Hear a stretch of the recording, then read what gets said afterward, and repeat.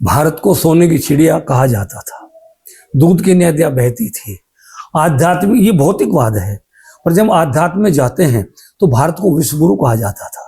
भारत के विश्वगुरु होने के बहुत सारे कारण हैं, उनमें से कुछ कारण विशेष हैं। यहाँ चार बातें विशेष रूप से थी। यहाँ शौर्य था, वीरता थी, जिसकी युगों युगों में, सतयुग में, त्रेता में, द्वापर में और कलिकाल में भी जिस शौर्य की गाथाएं गाई गई हैं हमारे ग्रंथों में, हमारे पुराणों में, हमारे इतिहास में, जो यहाँ के शौर्य का, वीरता का प्रमाण है, वो अन्यत्र कहीं नहीं है।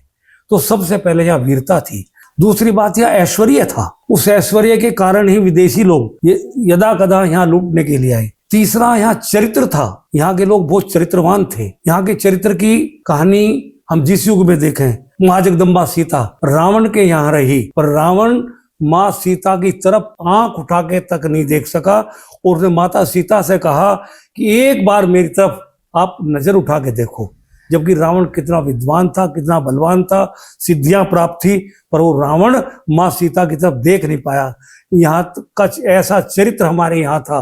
और चौथा था ज्ञान। यहाँ जो ज्ञान था, ऋषियों का जो ज्ञान था, वेदों का जो ज्ञान था, पुराणों का जो ज्ञान था, शास्त्रों का जो ज्ञान था, वे अपने में अद्वितीय था। उसी ज्ञान से, उसी चरित्रता से, उसी ऐश्वर्य और उसी वीरता के आधार पर इसको विश्वगुरु कहा जाता था।